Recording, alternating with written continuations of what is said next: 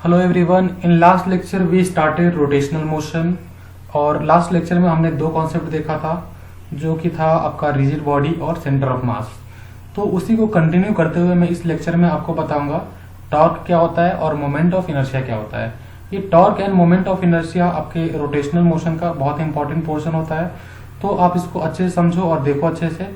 और इसमें जो फॉर्मूलेज होते हैं और जो आपको शीट मिलेंगे, जो ई नोट्स मिलेगा आपको, उसका जो फॉर्मूले वगैरह होंगे तो आपको अच्छे से लर्न करना है दोस्तों। ठीक है दोस्तों, अभी हम लोग बढ़ते हैं आज के टॉपिक की तरफ, जो कि आपका पहला टॉपिक है आज का टॉर्क। ओके दोस्तों, तो अभी हम लोग मोमेंट ऑफ इनर्शिया या फिर अभी हम देखेंगे आगे वाले टॉपिक में, लेकिन उससे पहले हम देखते हैं मोमेंट ऑफ फोर्स क्या होता है।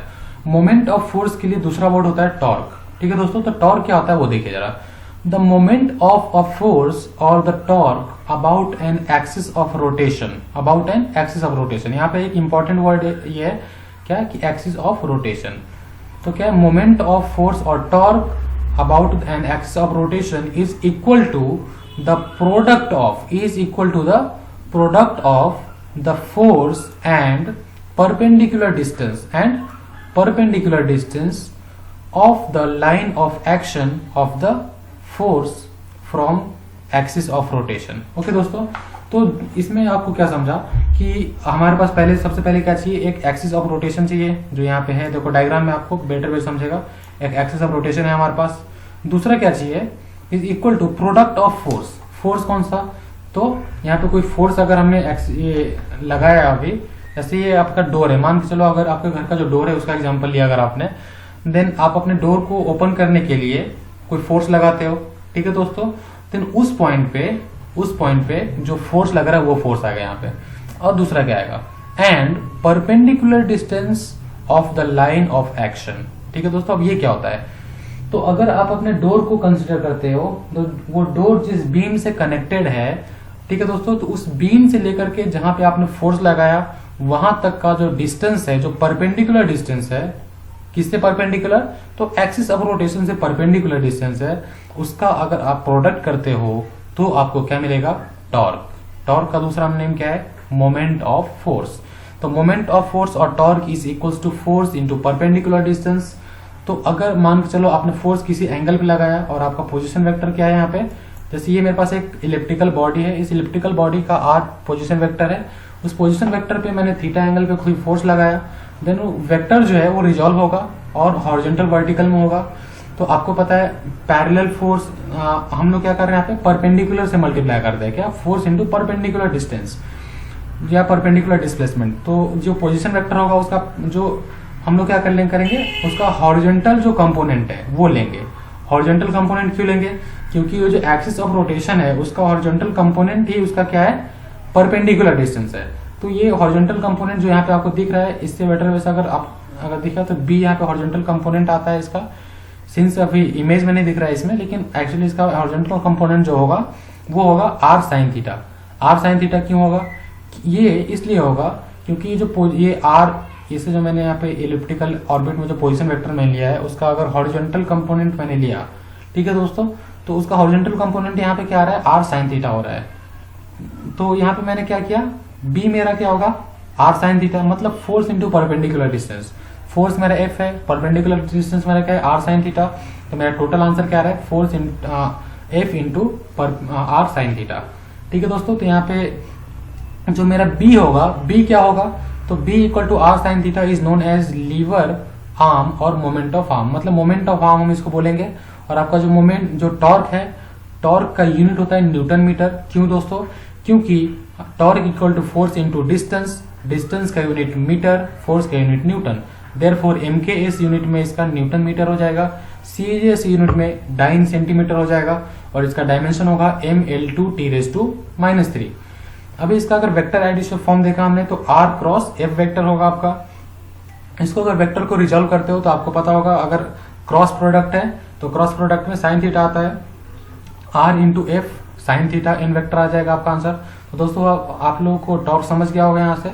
अभी सिंस हमने यहाँ पे जस्ट फॉर्मूला देखा, इसी तरह हम नेक्स्ट टॉपिक देखते हैं, उसके बाद हम कुछ क्वेश्चन देखेंगे।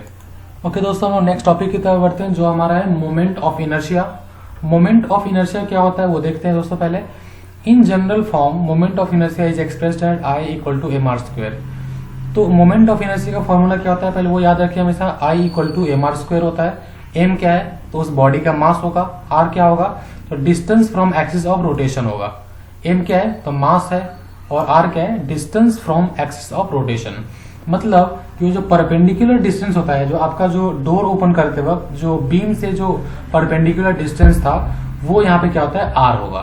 तो actually moment of inertia concept कहाँ से आया, कैसे आया, पहले मैं उसके बारे में बात करता हूँ। दोस्तों आप सबने पढ़ा होगा 11th में लीनियर मोशन, और लीनियर मोशन है, और उससे better Newton's laws of motion पढ़ा होगा। तो न्यूटन्स लॉज ऑफ मोशन में आपके पास मास हुआ करता था, ठीक है दोस्तों। मास इंटू एक्सीलरेशन क्या था, फोर्स था आपके पास, तो वहां पे क्या था आपके पास, मास था। तो न्यूटन्स लॉज ऑफ मोशन में जो मास आप यूज कर रहे थे, तो वो आप किस लिए यूज कर रहे थे, लीनियर मोशन के लिए, ठीक है दोस्तों।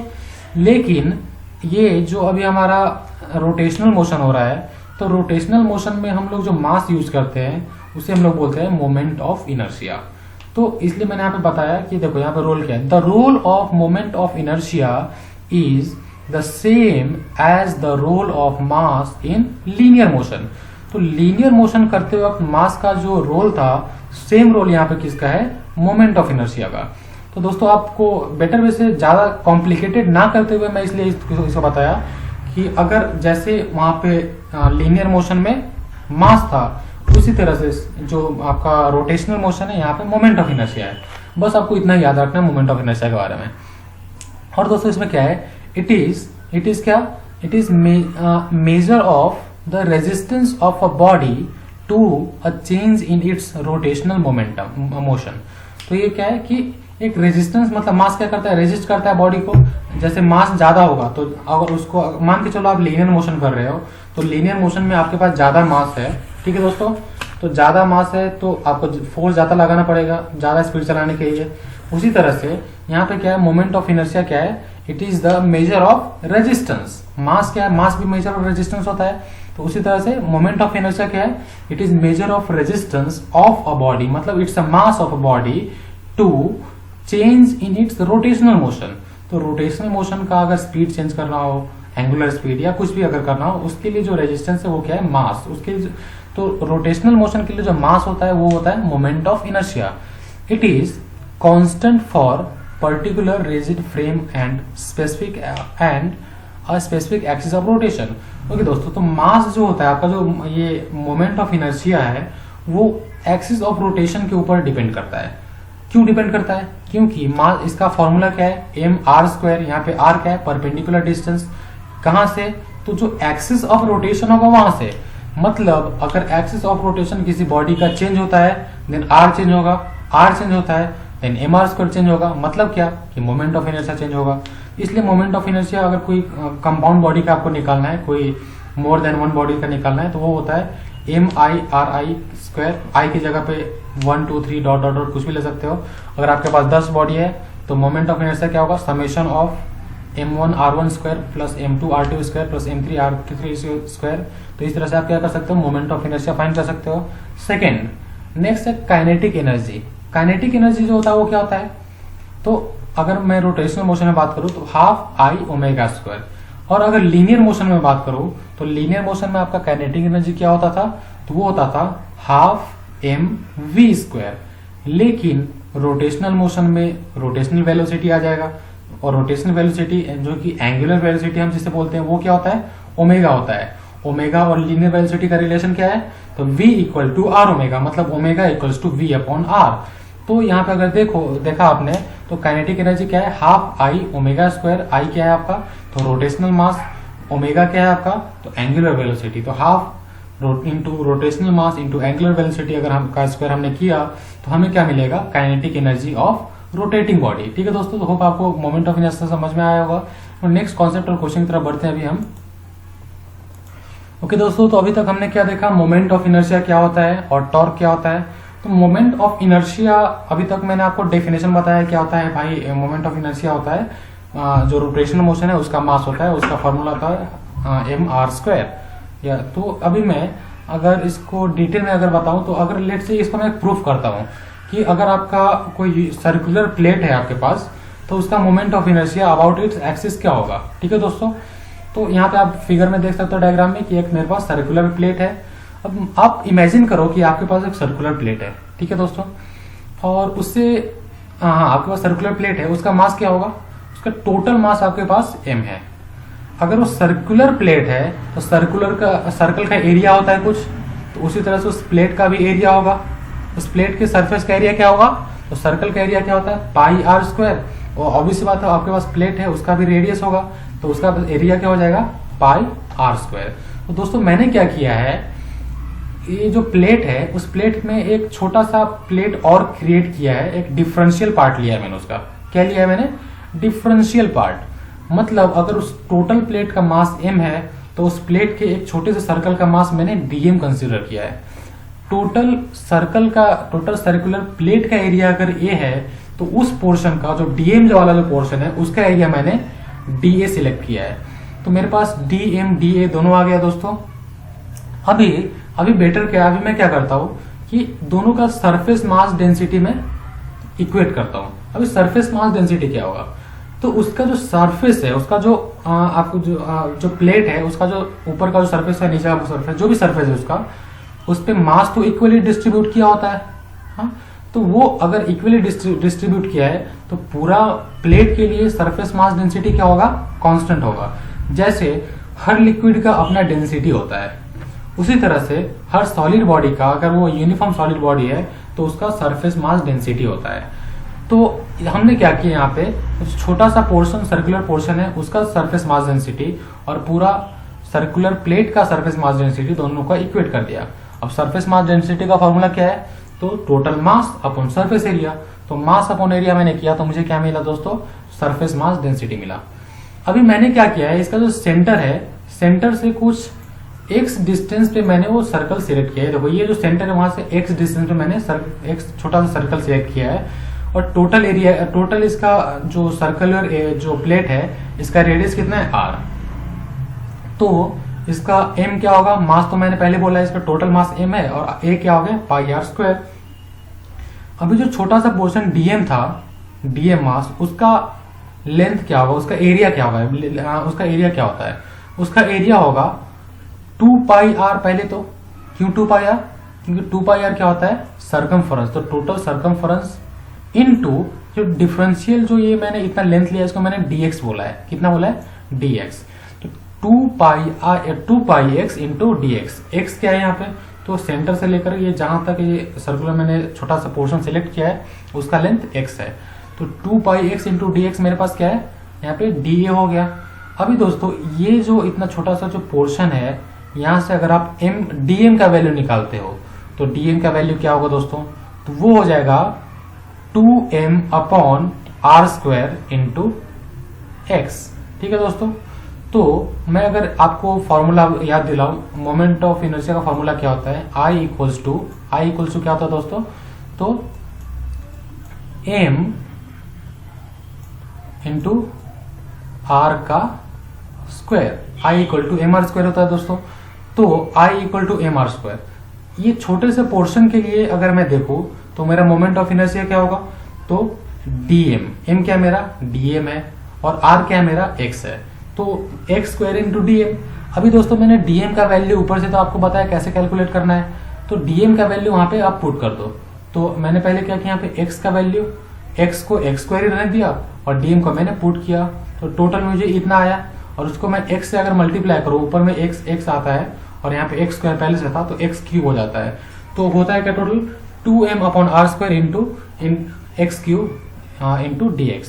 अब देखो दोस्तों x हमारा क्या है, x हमारा एक तरह से रेडियस है, ये छोटा सा जो सर्कल हमने लिया है उसका रेडियस है। तो किसी मैंने एक इंस्टेंट पे लिया जिसका लेंथ x है, वो अगर वो रेडियस कैसे होगा, तो रेडियस 0 से इंक्रीज करेगा, मतलब लिमिटिंग उसका मिनिमम वैल्यू कितना होगा, 0 होगा, और मैक्सिमम कितना होगा, r होगा। तो इसलिए मैं इंटीग्रेट करते वक्त, मेरा वेरिएबल यहाँ पे x है, इंटीग्रेट करते वक्त मैंने इसका लोअर लिमिट 0 लिया है और अपर लिमिट r लिया है। तो एक्स क्यूब का इंटीग्रेशन क्या होगा दोस्तों, तो एक्स क्यूब का इंटीग्रेशन आप नेक्स्ट लाइन में देख सकते हो, ये होता है एक्स रेज टू 4 अपॉन 4, क्योंकि X raise to N D X का इंटीग्रेशन होता है X raise to N plus 1 upon N plus 1, इसलिए इंटीग्रेशन क्या होगा, एक्स रेज टू 4 अपॉन 4। तो अगर आप 0 और r अगर सब्सटीट्यूट करते हो तो आपका आंसर आता है एम आर स्क्वायर बाई 2। तो अगर आपके पास कोई सर्कुलर प्लेट है, उसका मोमेंट ऑफ इनर्शिया मैंने यहाँ पे जैसे प्रूफ करके बताया आपको, ये क्या होता है mr²/2। तो ये एक फॉर्मूला बन गया आपके लिए और आप इसको याद कर सकते हो। तो दोस्तों आपको जो ई नोट्स मिलेगा, उस ई नोट्स में जितने भी स्टैंडर्ड बॉडी है, जितने भी यूनिफॉर्म बॉडी है, उसका मोमेंट ऑफ इनर्शिया दिया रहेगा अलोंग सर्टेन एक्सिस। तो वो सब आपको याद करना है, वो सब आपको बहुत ज्यादा हेल्प करेगा। ओके दोस्तों, तो मैंने यहाँ पे कुछ स्टैंडर्ड बॉडीज लिए हैं जिसका मोमेंट ऑफ इनर्शिया मैंने लिख दिया है। आप इसको यहाँ पे वीडियो स्टॉप करके इसका स्क्रीनशॉट निकाल सकते हो, या फिर आपको जो ई नोट्स मिलेगा उसमें ये सारे डिटेल में होगा और आप ये जो भी फॉर्मूलेज है ये सब लर्न कर सकते हो। जैसे यहाँ पे देखो सॉलिड स्फीयर है, सॉलिड स्फीयर का मोमेंट ऑफ इनर्शिया क्या होता है 2/5 mr²। ठीक है दोस्तों, तो इस तरह से मैंने यहाँ पे टोटल 8 बॉडी लिया है, 8 बॉडी का मोमेंट ऑफ इनर्शिया लिख दिया है। तो आप बेटर होगा कि इसको अच्छे से लर्न कर ले और लर्न करने के बाद ये इसको अच्छे अलग जगह पे यूज कर सकते हो। तो आखिरी स्लाइड में मैंने एक क्वेश्चन लिया है यहाँ इससे रिलेटेड। उस क्वेश्चन में मैंने इस मोमेंट ऑफ इनर्शिया के यूज करके एक कंबाइंड कुछ फाइंड किया, वो आपको अपने नेक्स्ट क्वेश्चन तब लेके चाहता हूँ तो आपको पता चलेगा। ओके दोस्तों, तो ये जो क्वेश्चन है बहुत इंपॉर्टेंट क्वेश्चन है, इसको आप HC में फाइंड कर सकते हो। अगर आपने डीसी पांडे यूज किया है, डीसी पांडे में भी होगा, हमारा जो नोट्स होगा, हर जगह पे ये क्वेश्चन बहुत ज्यादा दिखता है हमें। ये बहुत इंपॉर्टेंट क्वेश्चन है, इस क्वेश्चन को आप अच्छे समझ लो पहले। और ये आज के स्लाइड का आखिरी क्वेश्चन है। और इससे पहले हमने क्या लिखा था, तो सर्कुलर प्लेट था, उसका मोमेंट ऑफ इनर्शिया कैसे फाइंड करना वो देखा था। ये पहले क्वेश्चन पढ़ता हूँ, क्वेश्चन में क्या है वो देखिए आप। तो गौर से पहले क्वेश्चन सुनिए और पढ़िए कुछ भी कि क्या क्वेश्चन है। From a uniform circular disc, यहाँ पे कोई एक यूनिफॉर्म सर्कुलर डिस्क है, उसमें से from a uniform circular disc of radius r and mass 9m, उसका मास कितना है 9m है। A small disc is disc of radius r/3, उसका रेडियस छोटे सा डिस्क है, ये देखिए यहाँ पे डायग्राम में देख सकते हैं आपको, एक छोटा सा यहाँ पे डिस्क है जिसका रेडियस कितना है r/3।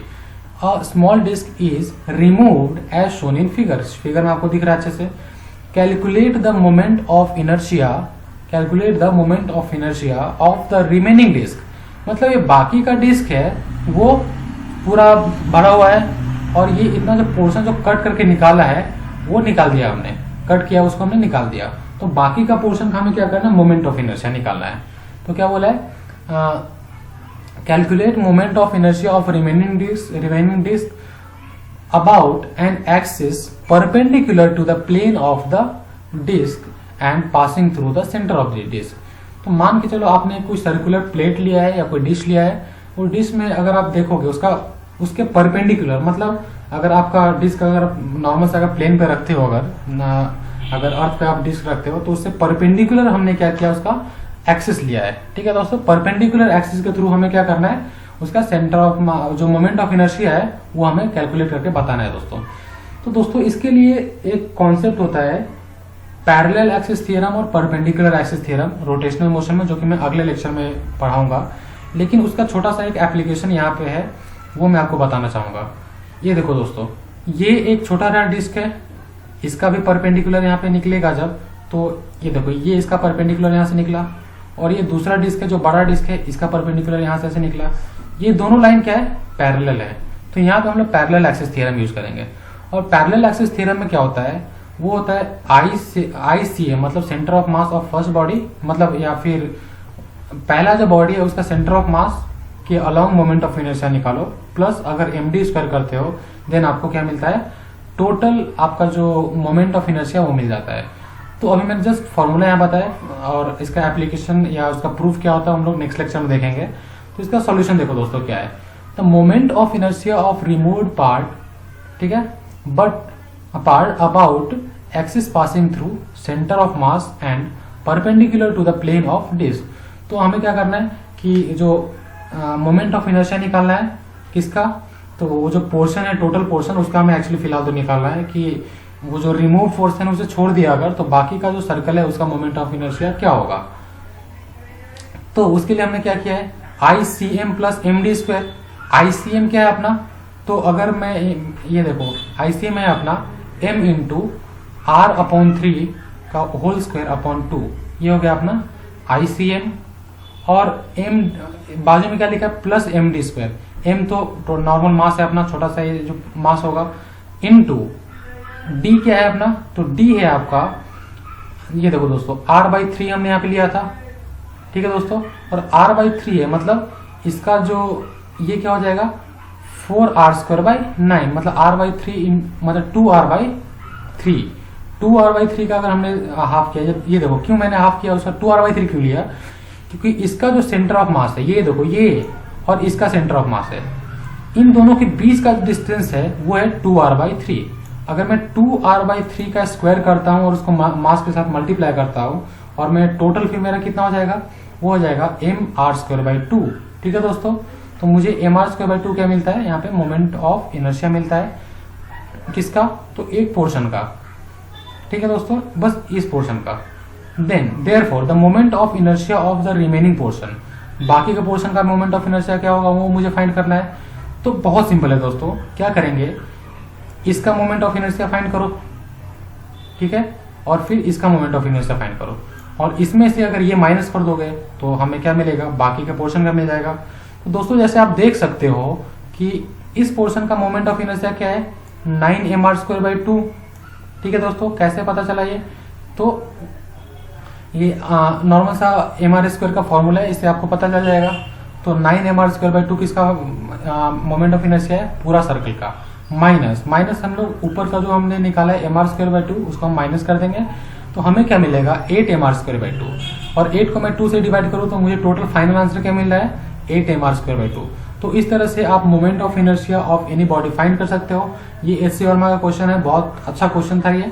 और इस तरह से जो आपको नोट्स जो मिलेगा, नोट्स में बहुत सारे क्वेश्चन होगा, आपको सारे क्वेश्चन सॉल्व करना है, और कुछ अगर डाउट्स होता है तो आप हम लोग के पास अप्रोच कर सकते हो दोस्तों।